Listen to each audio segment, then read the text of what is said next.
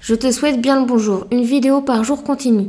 Trouver un job en fonction de ses compétences et de son domaine d'activité n'est pas toujours facile dans son pays.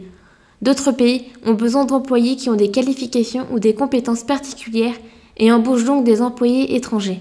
En espérant que cela puisse vous aider, voici le 9e visa américain, travail pour ceux qui ont des diplômes.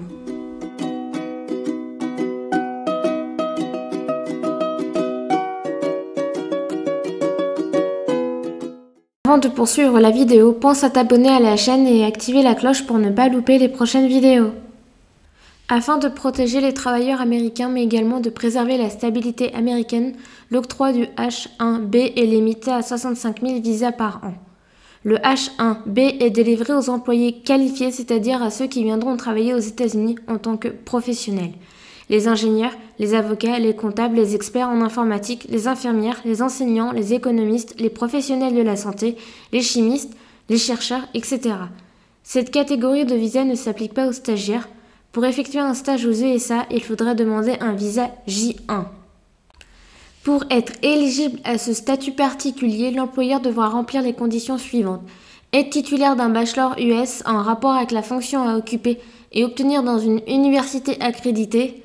Être titulaire d'un diplôme étranger en rapport avec la fonction à occuper équivalent ou supérieur au bachelor US.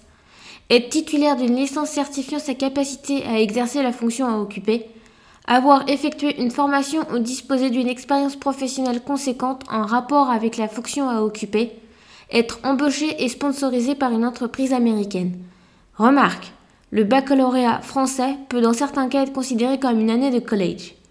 Pour ceux qui n'ont pas de diplôme, les services de l'immigration américaine considéreront comme une année d'études 3 années d'expérience professionnelle. Le visa H-1B octroie un droit de séjour de 3 ans, renouvelable jusqu'à 6 ans maximum aux États-Unis.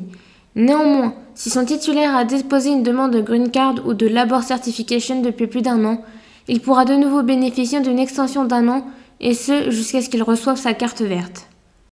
En plus des frais de demande habituels qui s'élèvent à 180 $ environ, l'entreprise qui souhaite employer le titulaire du visa devra s'acquitter d'un droit de 500 $, payable au moment où elle déposera sa requête auprès du service d'immigration. Il faudra également prévoir les frais pour l'avocat qui pourront s'élever jusqu'à 3 000 $, ainsi que 1 000 $ supplémentaires pour une procédure accélérée, 2 semaines environ. À noter qu'en optant pour une procédure normale, vous pourrez attendre plusieurs mois, 2 voire 3, avant d'obtenir un retour qui pourrait ne pas être positif. Le visa H-1B fait bénéficier à son titulaire de conditions plus que favorables. La possibilité d'emmener sa famille, le travailleur spécialisé pourra en effet être accompagné de son conjoint et de ses enfants de moins de 25 ans, grâce au visa H-4. Toutefois, ces derniers n'auront pas le droit de travailler sur le sol américain. La possibilité de changer d'employeur. Le travailleur spécialisé aura effectivement le droit de changer d'employeur s'il le souhaite, et ce dès lors qu'il aura demandé son transfert auprès du BICS. La possibilité d'obtenir sa Green Card. Le travailleur spécialisé aura également le droit de déposer une demande de carte verte durant son séjour.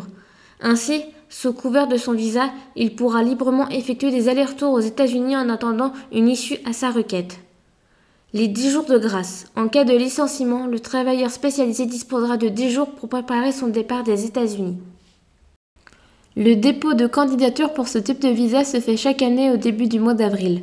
Pour optimiser vos chances, il vous est recommandé de déposer votre dossier dès le 1er de ce mois, car le quota annuel peut être atteint en quelques jours seulement.